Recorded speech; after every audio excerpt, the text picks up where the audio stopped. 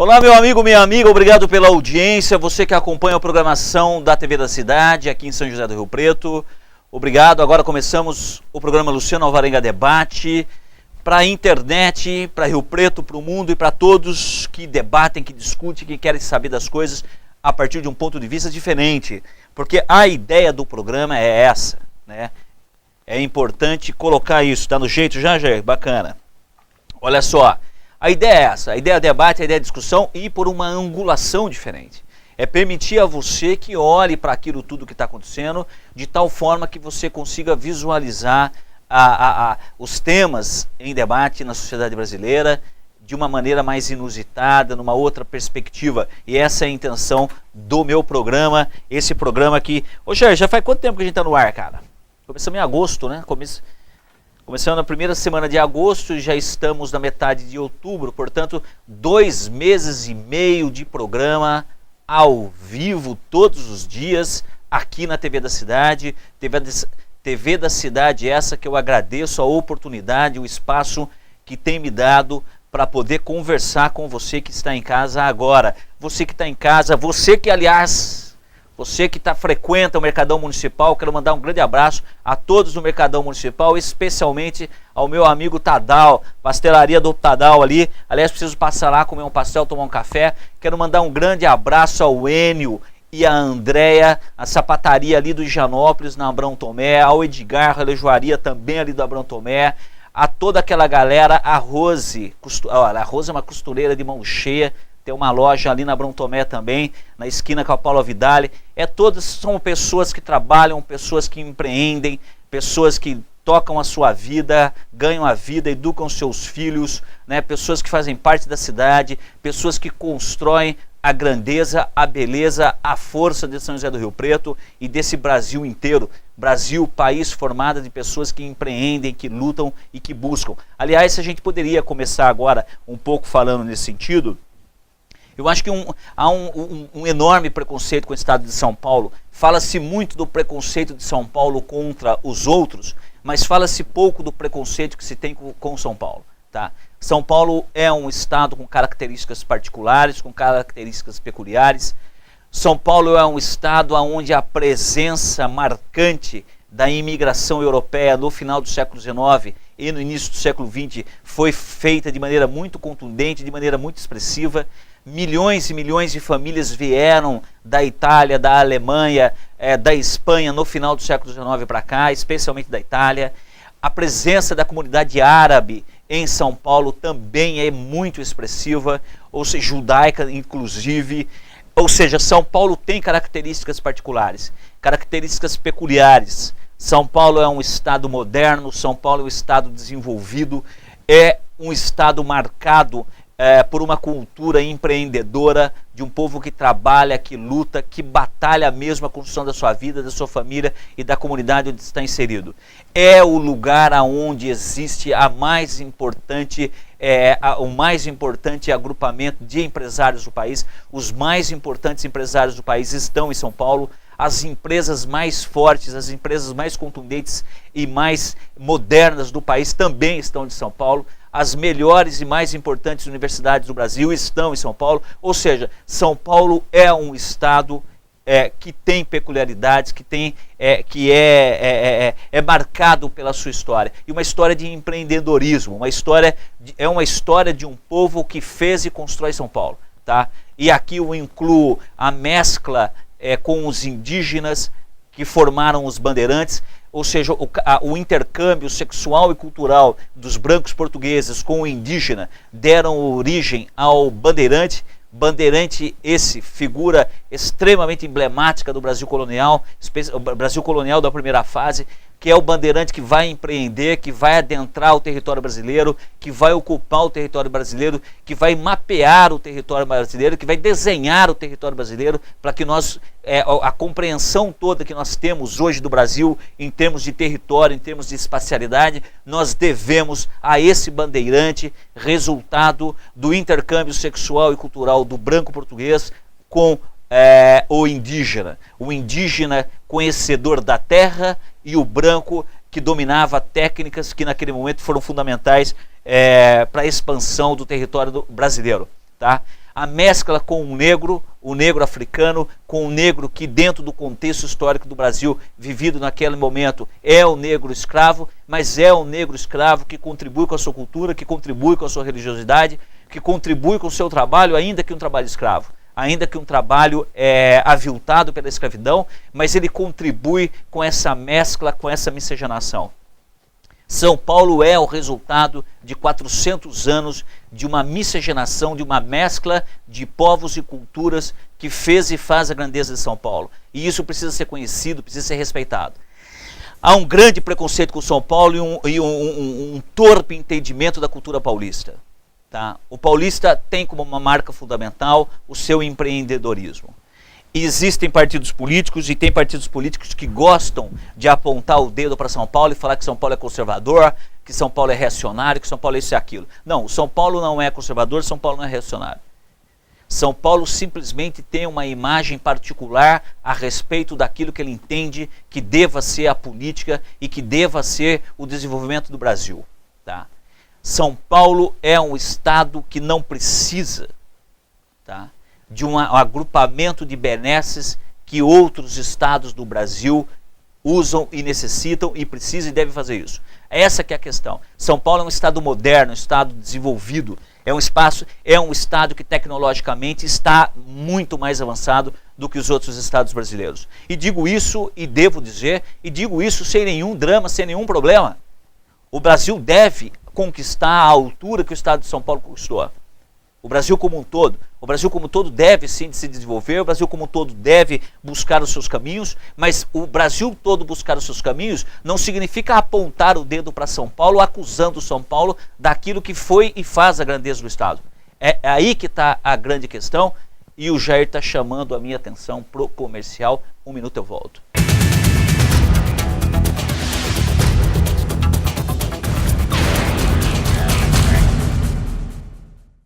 E aí, já conversou com seu filho sobre sexo? Abertamente. E sobre crack? Já tocou no assunto ou ficou achando que com seu filho isso não vai acontecer? Converse, dê atenção, oriente. Crack. É possível vencer.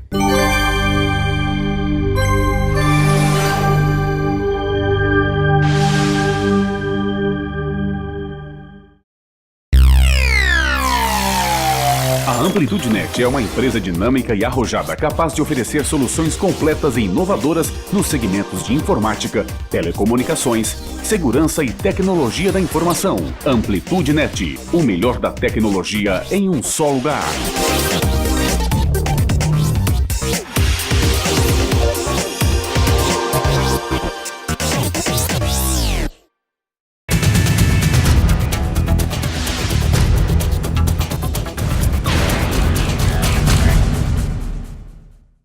Muito bem, meu amigo, minha amiga, estamos ao vivo aqui na TV da Cidade com o programa Luciano Alvarenga Debate, que você pode participar. Eu não coloquei a postagem-chave hoje, mas você pode entrar na TV da Cidade, coloca aí, Gerson, coloca aí, tvdacidade.tv, e participar ou ligar aqui também e dar a sua opinião, que inclusive pode ser, Luciano, eu discordo de tudo que você está falando. Você tem o direito, inclusive, de ligar aqui e falar isso se você quiser, se você achar que deve, e deve mesmo. Agora, eu quero rematar também essa fala histórica do estado de São Paulo, chamando a atenção que dos anos 50 até os anos 80, São Paulo teve uma contribuição absolutamente extraordinária do povo nordestino, que fez, né, a grandeza de São Paulo nesse último quartel do século XX, ou pelo menos da metade do século XX para frente. A presença do povo nordestino que vem para São Paulo,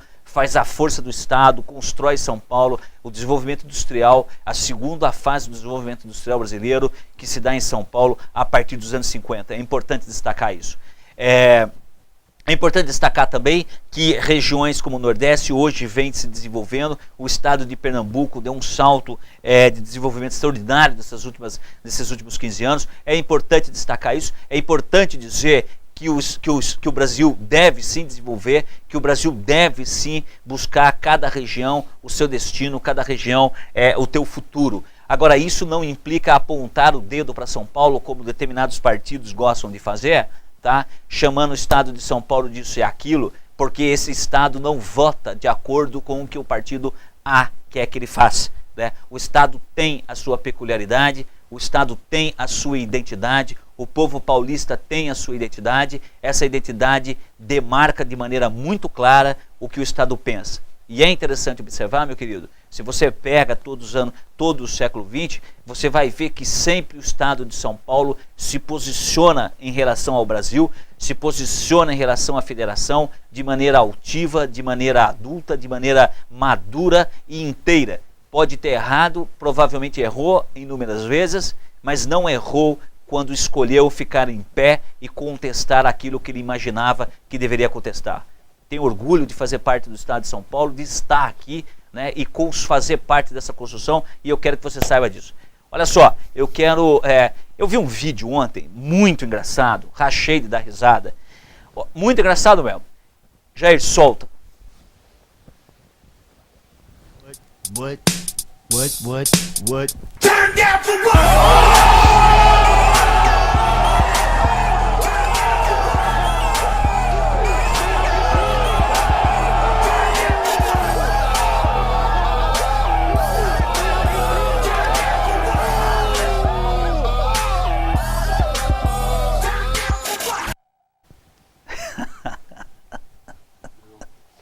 Cara, eu achei muito engraçado. É engraçado, não é? Eu ontem assisti umas 15 vezes. Achei muito engraçado. Eu acho muito louco esses caras que fazem essa arte de fundir imagens em vídeos e os memes. Eu acho muito engraçado, acho legal. Aliás, a hora que eu vi isso aí, eu falei, puta, como é que o cara vê o negócio e daí ele já imagina as carinhas e, enfim, achei muito bacana. Eu quero voltar a essa questão que eu discutia antes. Aqui eu só fui para dar um recreinho, para quebrar. Deixa eu sair da bancada, deixa eu vir para cá. Olha só. Eu estou dizendo isso porque é importante, a gente chegou num estado de coisas, a gente chegou numa situação que é assim, os preconceitos só podem existir se os preconceitos estiverem do lado certo, tá? Então, por exemplo, não pode, por exemplo assim, o pessoal falou, assim, o pessoal mete o pau porque o Nordeste votou na Dilma. Eu acho que o Nordeste deve votar na Dilma, porque o PT desenvolveu políticas públicas no Nordeste, desenvolveu políticas econômicas de desenvolvimento do Nordeste extremamente importantes. Se o povo nordestino considera que deve votar no PT, deve votar e vote. Tá? Agora, não se pode falar que o nordestino votou na Dilma. Mas o pessoal está criticando abertamente que o paulista votou no Alckmin. Então, esse preconceito seletivo, né? Então, assim, preconceito em direção a determinado grupo pode, em determinado outro grupo não pode. É isso que é ruim, isso não é bom, isso não é legal, porque isso divide iguais como se eles fossem diferentes. Do ponto de vista da cidadania, do ponto de vista da brasilidade, não há diferenças entre São Paulo e Nordeste. Do ponto de vista econômico, há. Do ponto de vista cultural, há. Mas do ponto de vista da cidadania, do ponto de vista da brasilidade, não há e não deve existir. Tá? Então eu acho importante destacar essas questões, especialmente no sentido de colocar que um dos elementos que hoje tornam esse segundo turno eleitoral entre a Dilma e o Aécio extremamente quente, grave, atritoso, é justamente o fato de ser consequência de discursos políticos vendidos ao longo desses últimos 15 anos, discursos raivosos, separatistas, fragmentários, atomizantes, discursos que separam A de B, amarelo de vermelho, que separam branco de negro, de católico de evangélico, de gay de hétero. É essa separação toda, meu amigo, que foi acontecendo ao longo desses últimos 12 anos especialmente, que criou um estado de nervos, um estado de irritação, um estado de urgência no sentido de mudar isso, e que dá o tom extremamente grave da eleição nesse segundo turno. É importante dizer que essa eleição não é uma eleição do agora. Essa eleição é uma eleição que resulta de um processo e de escolhas políticas feitas pelo PT no governo federal, e que hoje resultaram no que está resultando. Em 1 minuto eu volto.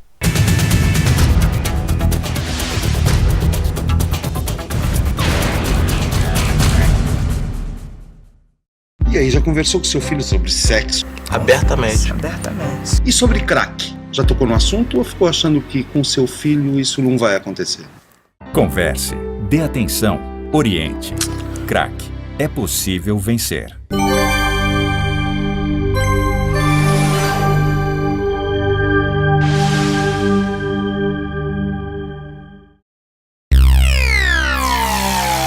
A Amplitude Net é uma empresa dinâmica e arrojada capaz de oferecer soluções completas e inovadoras nos segmentos de informática, telecomunicações, segurança e tecnologia da informação. Amplitude Net, o melhor da tecnologia em um só lugar.